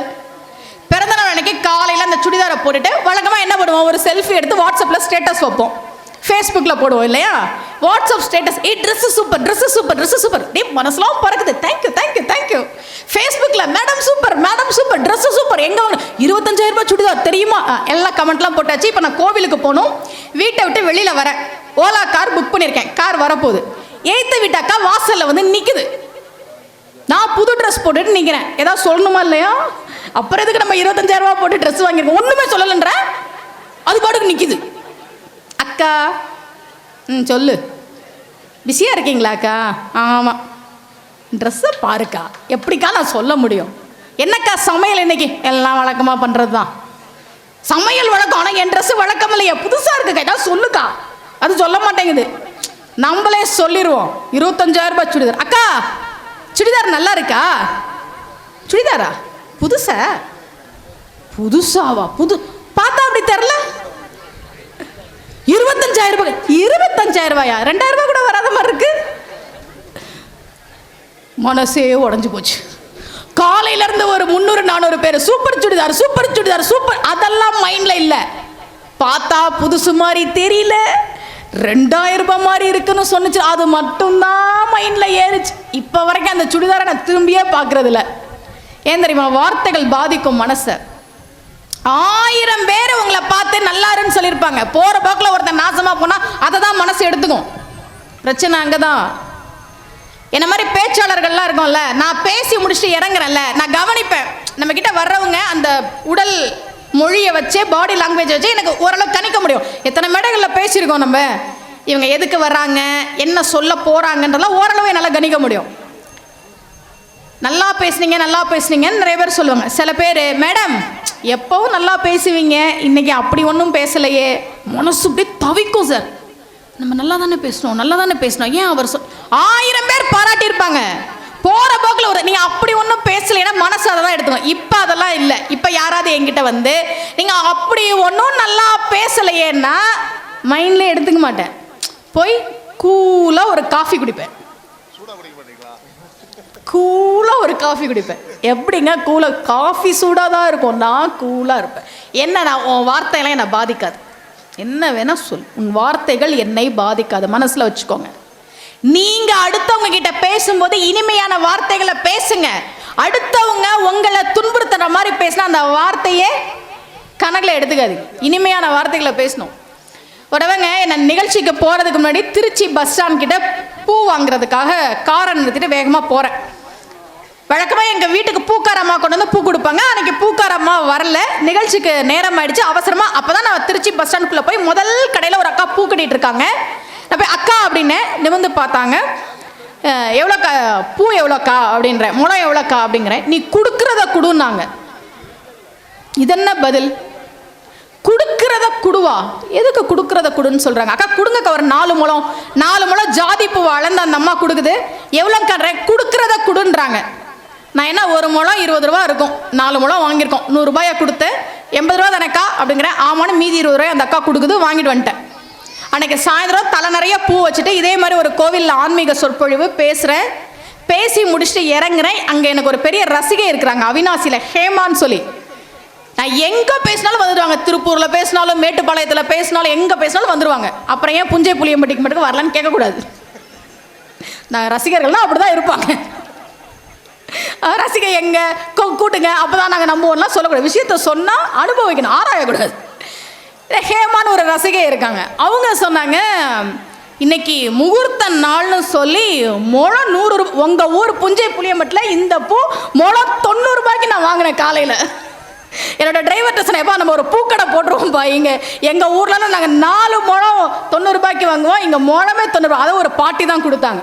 சரி, இந்த பாட்டி தான் நம்மளை ஏமாத்துறாங்கன்னு எதிர்த்தாப்புல இருக்கிற ஒரு கடையில் போய் கேட்டால் அவரும் முழம் 90 ரூபா, முழம் 90 ரூபாய்க்கு விற்பாங்களாங்க ஒரு ஊரில். உங்கள் ஊரில் விற்றுருக்குறாங்க. அந்த பூ தான் அந்த பூ. சரி போங்க.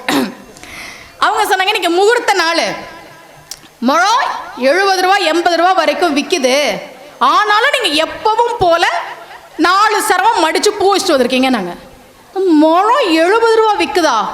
நான் அந்த அக்காட்ட முழம் 20 ரூபாய்க்கு தானே கணக்கு கொடுத்தேன். அந்த அக்கா ஒன்றும் சொல்லலை. நான் யோசிக்கிறேன், ஏன் அந்த பூக்கார அக்கா நம்மக்கிட்ட கொடுக்குறத கொடுன்னு சொன்னாங்க? ஒருவேளை நம்மளை டிவிலெலாம் பார்த்துருப்பாங்களா? பார்த்தா அப்படி தெரியலையே. நம்மளை டிவியில் பார்க்குற பேச்சாளர் சுமதி ஸ்ரீயை பார்க்குறவங்களா இருந்தால் நான் உங்களை டிவியில் பார்க்குறேங்க, அவங்க பேச்சு பிடிக்குன்னு சொல்லியிருப்பாங்களே. அப்படி எதுவும் சொல்லலையே. எதுக்காக இந்த அக்கா முழம் எவ்வளோன்னு நம்ம கேட்டப்ப கொடுக்குறத கொடுன்னு சொன்னாங்க? முழம் 80 ரூபா வரைக்கும் விற்றுருக்கு, 70 ரூபா வரைக்கும் விற்றுருக்கு, நம்ம 20 ரூபா கொடுத்தப்ப ஏன் வாங்கிட்டாங்க? யோசிச்சுக்கிட்டே நான் வரேன் திருச்சிக்கு. அடுத்த நாள் காலையில் போய் முதல்ல இதுக்கு பதில் தெரிஞ்சுக்கணும்னு போகிறேன். அந்த அக்கா பூ கட்டிகிட்டு இருந்தாங்க. திருச்சி பஸ் ஸ்டாண்டில் மொதல் கடை. வேகமாக போய் அக்கா அப்படின்னு பூ கட்டிகிட்டு இருந்தாங்க. நிமிந்து பார்க்குறேன். எனக்கு தெரியுதா? ஏதோ தெரிஞ்ச மாதிரி இருக்கணும் அவங்களுக்கு. சிரிக்கிறாங்க. நேற்று நான் உங்ககிட்ட பூ வாங்க வந்தேன், முழம் எவ்வளவுன்னு கேட்டேன், கொடுக்கறத கொடுன்னு சொன்னீங்க. நான் 20 ரூபா தான் இருக்குன்னு கொடுத்துட்டு போனேன். ஆனால் முழம் நேற்று 80 ரூபா வரைக்கும் விற்றுருக்கு. ஏன் என்கிட்ட முழம் இவ்வளவுன்னு நீங்கள் சொல்லலை? சொல்லுங்கன்ற. அந்த அக்கா எதுவுமே சொல்லாமல் பூ கட்டிட்டு இருக்குது. சொல்லுங்கக்கா, எதுக்கு என்கிட்ட முழம் எவ்வளோ நான் கேட்டப்ப கொடுக்கறத கொடுன்னு சொன்னீங்க? அந்த அக்கா சொன்னாங்க பாருங்க ஒரு பதில், நல்லா கவனிங்க. பூ கட்டிக்கிட்டே என் முகத்தை நிமிந்து பார்க்காம அந்த அக்கா சொன்னாங்க, கண்ணு, இந்த பஸ் ஸ்டாண்டில் 10 வருஷமா பூக்கடை வச்சிருக்கேன். கல்யாணமாகி கொஞ்ச நாள்ல புருஷன் செத்துட்டான், பிள்ளைங்க கிடையாது, கூட பிறந்தவங்க கூட பேச்சுவார்த்தை கிடையாது, எனக்கு யாரும் இல்லை. பஸ் ஸ்டாண்டில் பூக்கடை வச்சு பொழைக்கிறேன். ஊருக்கு போறவங்களாம் பூ வாங்க வருவாங்கல்ல, அப்போ பூ எவ்வளோ, பூ எவ்வளோ, பூ எவ்வளோன்னு கேட்பாங்க. இந்த 10 வருஷத்துல இதை தான் நான் அதிகமாக கேட்கிறேன். பூ எவ்வளோ, பூ எவ்வளோ, பூ எவ்வளோ, இப்படிதான் கேட்பாங்க.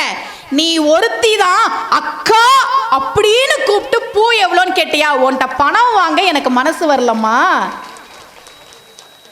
உறவுன்னு சொல்லி கூப்பிட ஒருத்தரும் இல்லாம அனாதையா 10 வருஷம் பஸ் ஸ்டாண்ட்ல இருந்தேன். எல்லாரும் பூ எவ்வளோ, பூ எவ்வளோன்னு கேட்டப்ப நீ ஒருத்தி தாமா அக்கான்னு என்னை கூப்பிட்ட. என்னை உறவு சொல்லி ஒருத்தி கூப்பிட்டாலே அவகிட்ட போய் முழம் 80 ரூபா நான் எப்படிமா கேட்கறது?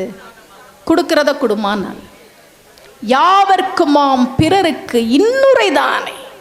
இனிமையான வார்த்தைகளை பேசுங்க. இன்னையிலேருந்து அதை ஃபாலோ பண்ணுங்க. இன்னையிலேருந்து ஃபாலோ பண்ணுங்க. என்ன அவங்க அப்படி பேசிட்டாங்க, நான் எப்படி அவங்கள்ட்ட இனிமையாக பேசுறது? உன்னை பதிலுக்கெல்லாம் இனிமையாக பேச சொல்ல. நம்மளை காயப்படுத்துகிற மாதிரி பேசினாங்கன்னா அந்த வார்த்தைகளை நீங்கள் எடுத்துக்காதீங்க. ஏன் அனுமதி இல்லாமல் என்னை யாரும் காயப்படுத்த முடியாது சார். நான் அதில் ரொம்ப தெளிவாக இருக்கேன். என்ன வேணா திட்டட்டும், என்ன வேணா அவமானப்படுத்தட்டும், ஐயோ இவங்க என்னை இப்படி சொல்லிட்டாங்களே அப்படின்னு நான் வருத்தப்பட்டாதான் உண்டே தவிர ஏன் அனுமதி இல்லாமல் என்னை யாரும் அவமானப்படுத்த முடியாது. அதில் நான் ரொம்ப தெளிவாக இருக்கேன்.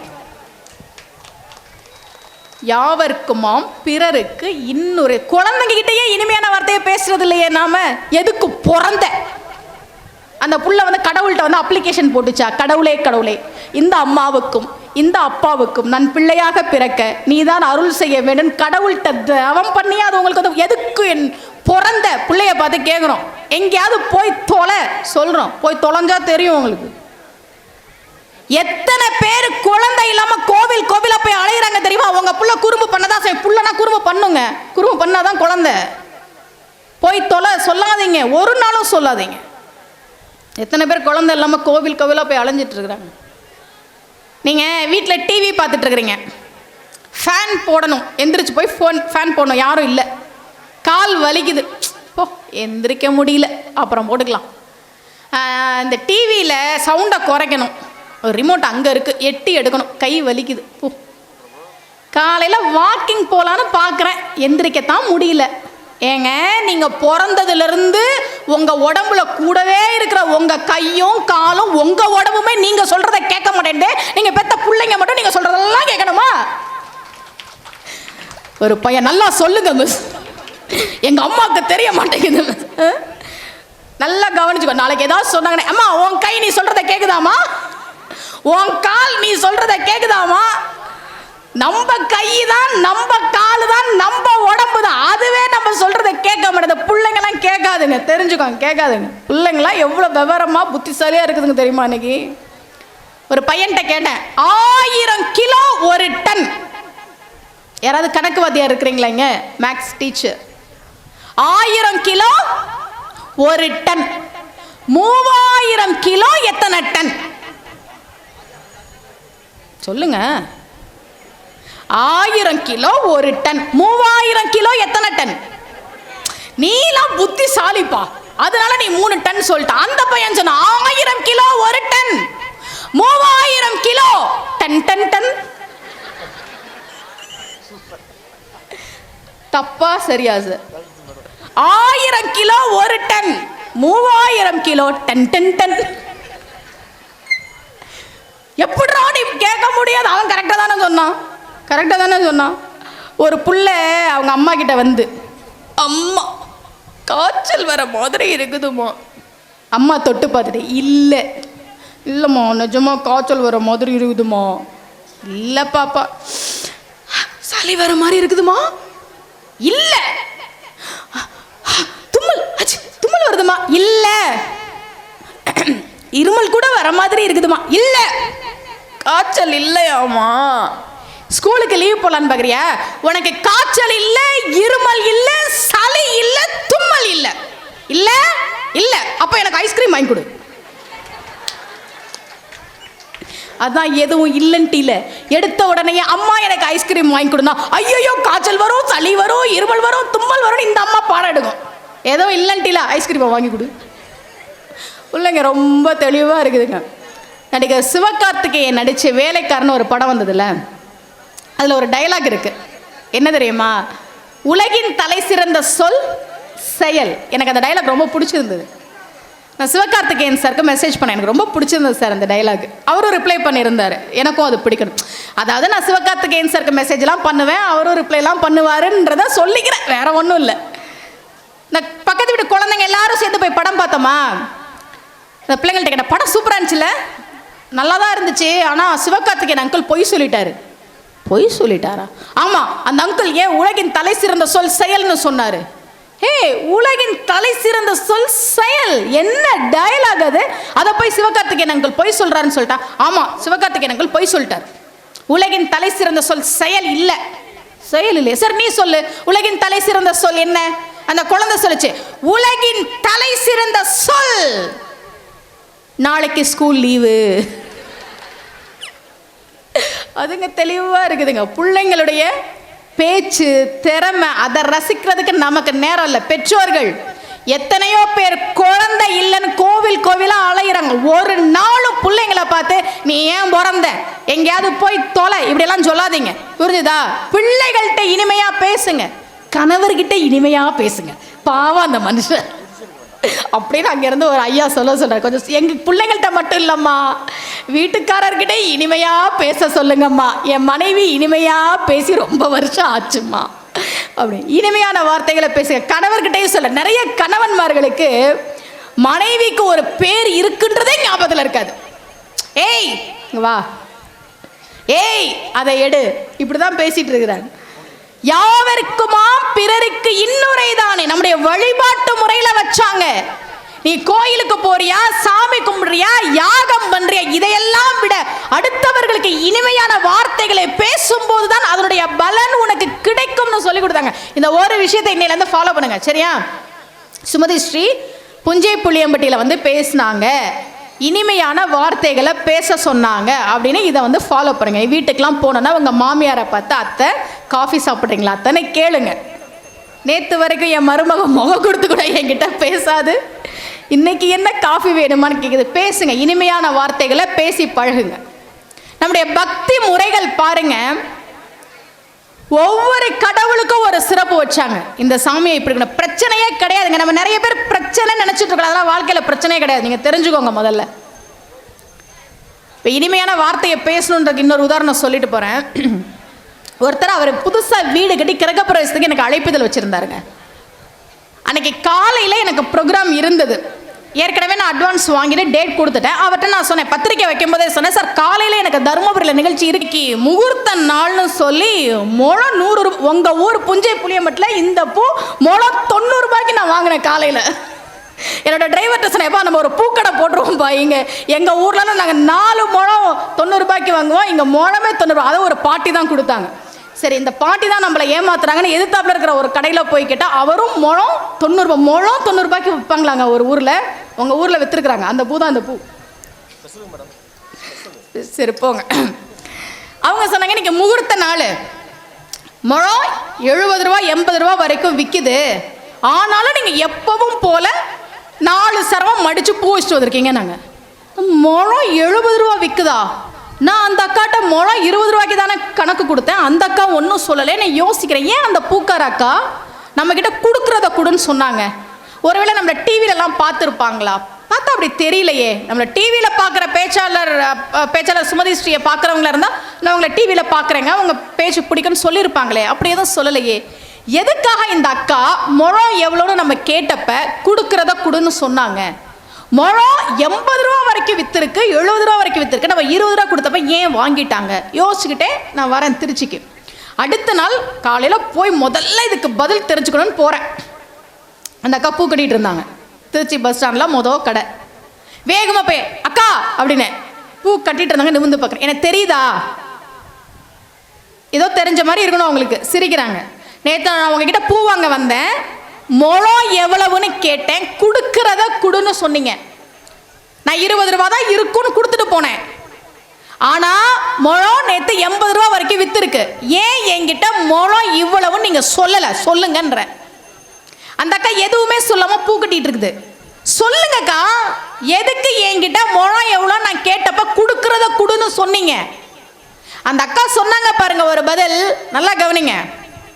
பூ கட்டிக்கிட்டே என் முகத்தை நிமிந்து பார்க்காம அந்த அக்கா சொன்னாங்க, கண்ணு, இந்த பஸ் ஸ்டாண்டில் 10 வருஷமாக பூக்கடை வச்சுருக்கேன்.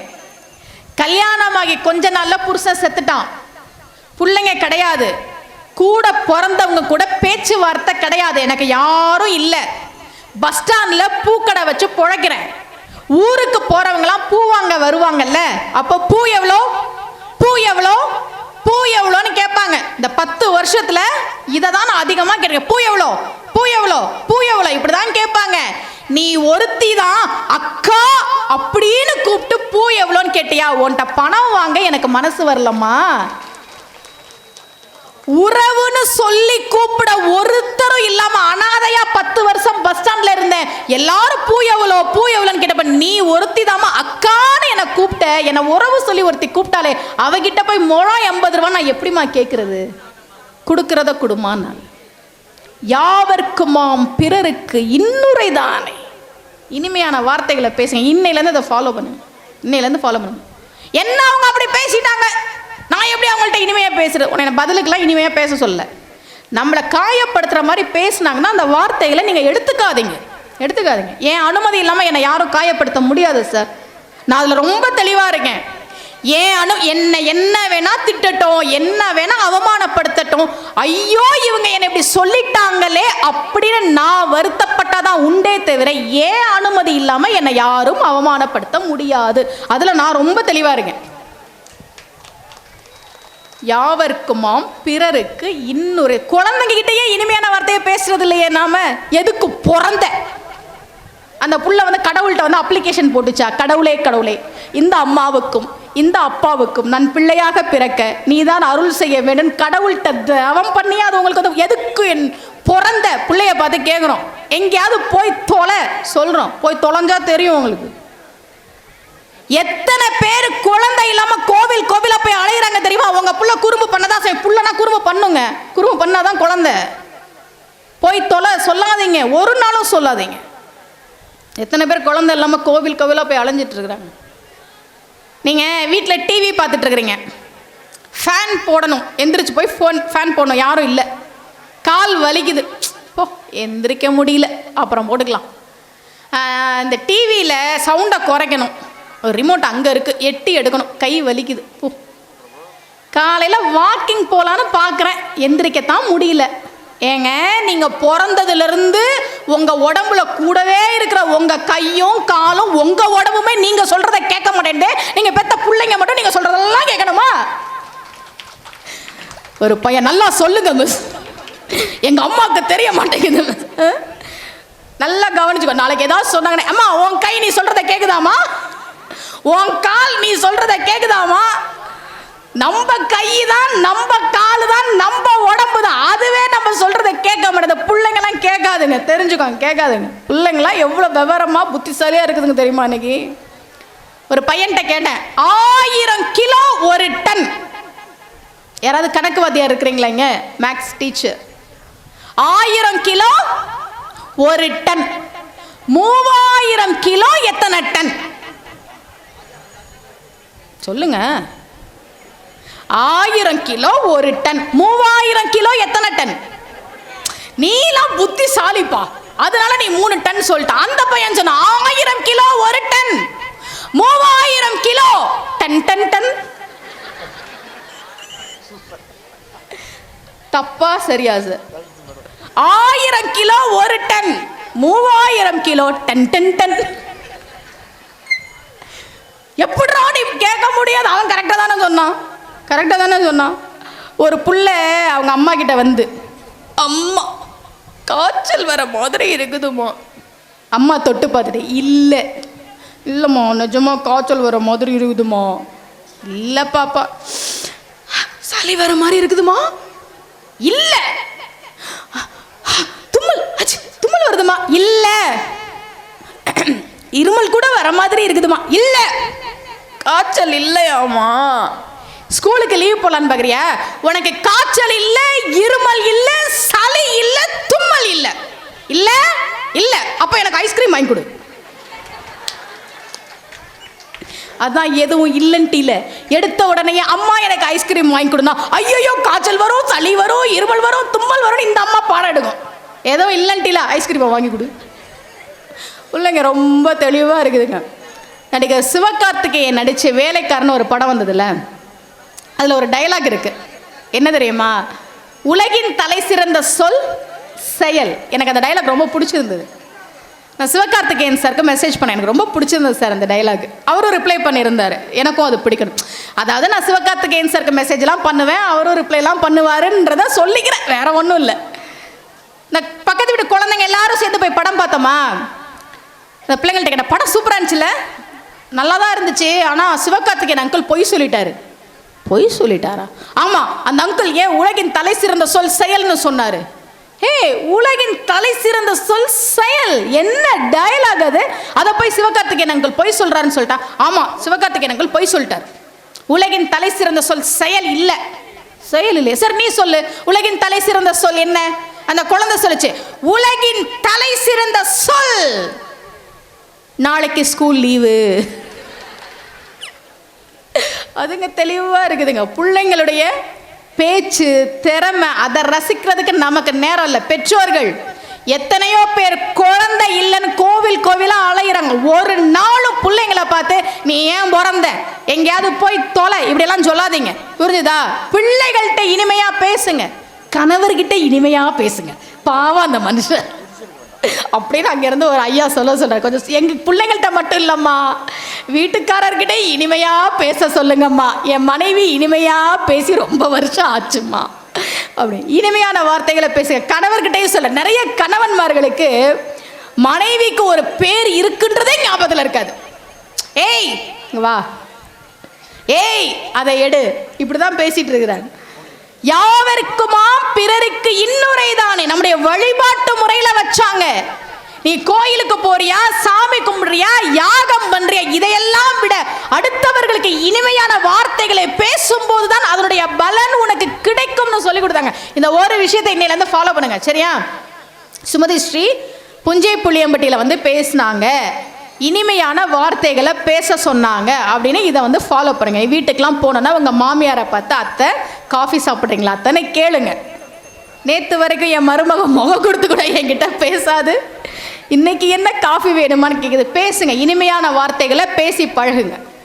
நம்முடைய பக்தி முறைகள் பாருங்க, ஒவ்வொரு கடவுளுக்கும் ஒரு சிறப்பு வச்சாங்க. இந்த சாமியை இப்படி இருக்கணும், பிரச்சனையே கிடையாதுங்க. நம்ம நிறைய பேர் பிரச்சனை நினைச்சிட்டு இருக்கோம், அதெல்லாம் வாழ்க்கையில பிரச்சனையே கிடையாது. நீங்க தெரிஞ்சுக்கோங்க முதல்ல. இப்போ இனிமையான வார்த்தையை பேசணுன்றதுக்கு இன்னொரு உதாரணம் சொல்லிட்டு போறேன். ஒருத்தர் அவர் புதுசாக வீடு கட்டி கிரகப்பிரவேசத்துக்கு எனக்கு அழைப்புதல் வச்சுருந்தாருங்க. அன்னைக்கு காலையில் எனக்கு ப்ரோக்ராம் இருந்தது.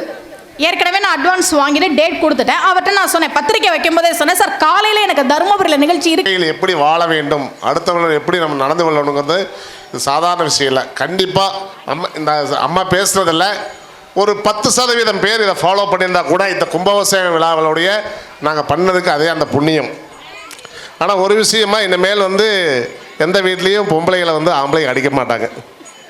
கை ஓங்குனா மகாலட்சுமி போயிடும் அப்படின்னு நீங்கள் சொன்னதுனால புளியம்பட்டிக்காரங்க யாரும் அடிக்கிறதில்ல. அதெல்லாம் திருச்சியில் தான் அடிப்பாங்க. இங்கே மாறி நடக்கும். பொம்பளைகிட்ட தான் நாங்கள் அடி வாங்குவோம்னு நினைக்கிறேன். நகைச்சுவைக்காக சொன்னேன். வேறு உண்மையாகவே இருக்கும்போது கொஞ்சம் வீட்டிலலாம். ஆனால் அப்படி ஒரு அருமையாக நம்ம மனசில் பதிகிற மாதிரி நம்மக்கிட்ட ஒன்றுமே இல்லைன்னா கூட ஒரு நல்ல வார்த்தையை இல்லாதவங்களுக்கு கொடுக்கணும், வாழ்த்தணும். நிறைய நல்ல நகைச்சுவையோடு கடீர் என்ற குரலோடும், அதாவது ஸ்ரீ சௌடாம்பிகை, ஸ்ரீ லக்ஷ்மி அப்படின்னு சொல்கிற மாதிரி ஸ்ரீ சுமதினே சொல்லலாம். அவ்வளோ அழகாக ஒரு சாமியாக உட்கார்ந்து அருமையான ஒரு சொற்பொழிவை கொடுத்தாங்க. அம்மா அவர்களுக்கு எங்களுடைய அறங்காவலர் சார்பாகவும் ஊர் பொதுமக்கள் பெரியோர்கள் சார்பாகவும் பக்த கோடிகள் சார்பாகவும் நன்றிகளை காணிக்கையாக்கி கொண்டு சுமதி ஸ்ரீ அம்மா அவர்களுக்கு எங்களுடைய சம்பந்தி ஸ்ரீ ஹேமா பிரியா அவர்கள் சால்வை அணிவித்து நினைப்பரிசை வழங்குவார்கள்.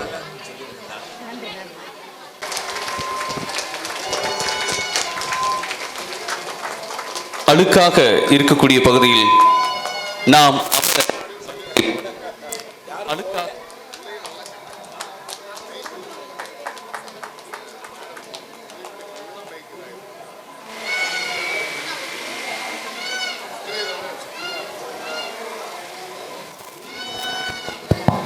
தூய்மை என்பது இறைவன் இருக்கக்கூடிய ஆலயமாகும்.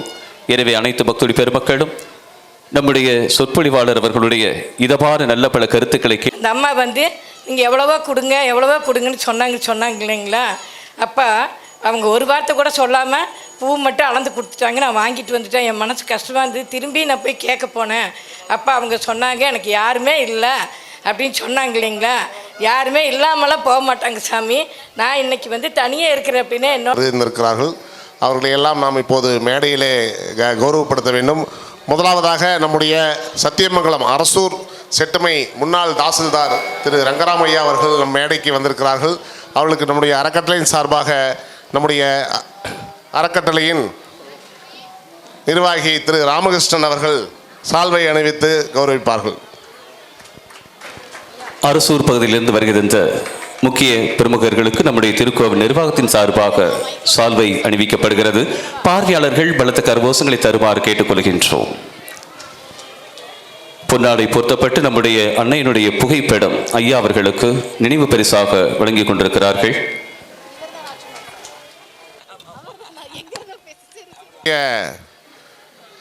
விழாவிற்கு கோவையில் இருந்து வந்திருக்கின்ற என்எம் அனந்தராஜன் அவர்கள், சௌடேஸ்வரி அம்மன் எங்களுடைய மாநில துணைத் தலைவர், தேவாங்கர் சங்கத்தினுடைய துணைத் தலைவர் திரு அனந்தராமன் அவர்கள் வந்திருக்கிறாங்க. இவர் நம்முடைய PS ரங்கராஜன் அவர்களை கடந்த 2 மாதத்துக்கு முன்னாடி அமெரிக்காவில் இருக்கிற சிகாகோ நகரில் சந்தித்தாங்க.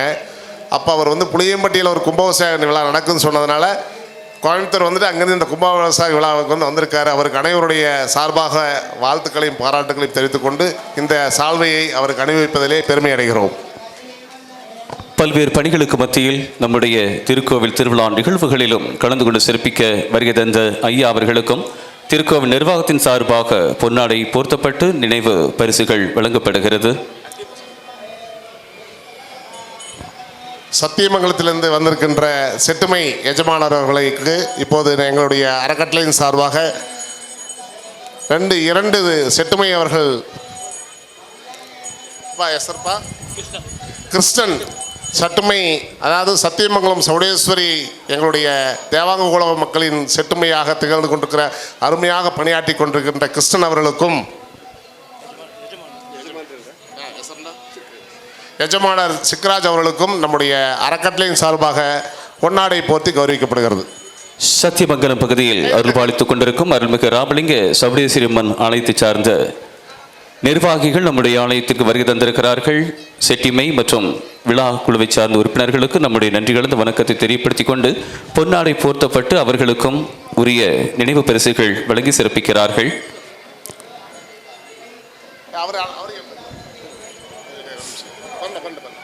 சத்தியமங்கலம் நெசவாளர் கூட்டுறவு சங்கத்தினுடைய நிர்வாகி ஐயா அவர்களுக்கும் தற்போது பொன்னாடைகள் போர்த்தப்பட்டு நினைவு பரிசுகள் வழங்கப்படுகிறது.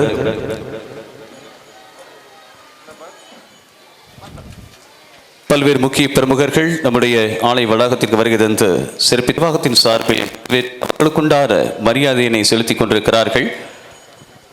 அடுத்ததாக இந்த திருவிழா நடைபெற எல்லா வகையிலும் எங்களுக்கு உதவியாக பொருளுதவியிலும் சரி பணிகளிலும் சரி எங்களுக்கு பக்கபலமாக இருந்து இந்த திருவிழா சிறப்பாக நடைபெறுவதற்கு காரணமாக இருந்த சத்தியமங்கலம் ஜெயபிரகாஷ் அவர்களுக்கும் சதுமுகை ஜெகதீசனார் அவர்களுக்கும் சால்வை அணிவித்து கௌரவிக்கிறோம்.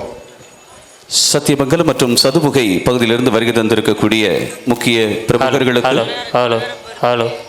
திருக்கோவில் நிர்வாகத்தின் சார்பாக பொன்னாடைகள் போர்த்தப்பட்டு பரிசு. சதுமுகை பகுதியிலிருந்து அவர்கள்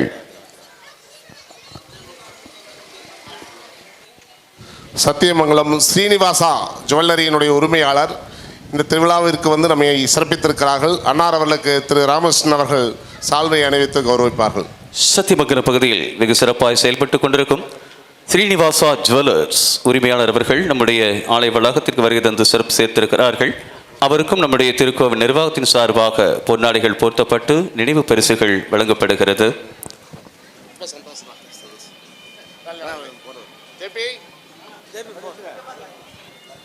உலகெங்கும் இருக்கக்கூடிய தன்னுடைய இனிமையான குரலாலும் கருத்தாரமிக்க சொற்களாலும் மக்கள் மனதில் நீங்காது இடம் பிடித்த நம்ம கதவு மற்றும் மதில் சுவர் கோயிலை அழகுபடுத்தியதும் சரி, இப்போது இந்த யாகசாலை அமைப்பதற்குண்டான இந்த வீடு இந்த இடத்தை பெற்று இந்த யாகசாலை அமைப்பதற்குண்டான டிசைன்ஸ் எல்லாமே செஞ்சு கொடுத்தது வந்து எங்களுடைய குடும்ப நண்பரும் இன்ஜினியர் வாஸ்து இன்ஜினியர் அங்கப்பன். உங்களுக்கு எல்லாம் தெரியும், அங்கப்பன் சேலத்தை சேர்ந்த வி அங்கப்பன் அவர்கள் தான் இத்தனை வேலையை எங்களுக்கு டிசைன் பண்ணி கொடுத்தாரு. அவர்களுக்கு இந்த நேரத்தில் நன்றியை காணிக்கையாக்கும் விதமாக சால்வை அணிவித்து கௌரவிக்கிறோம். திருக்கோவிலின் திருப்பணிகள் மற்றும் யாக சாலை பணிகள் எல்லாம் வெகு நேர்த்தியாக வாஸ்து முறைப்படி நடத்தி கொடுத்த வாஸ்து நிபுணர் ஐயா அவர்களுக்கும் நம்முடைய திருக்கோவில் நிர்வாகத்தின் சார்பாக பொன்னாடைகள் போர்த்தப்பட்டு நினைவு பரிசினை வழங்க இருக்கிறார்கள். ஆலயமே ஆனாலும் வாஸ்து என்பது மிகவும் அவசியம். அந்த வகையில் வாஸ்து நிபுணரின் அறிவு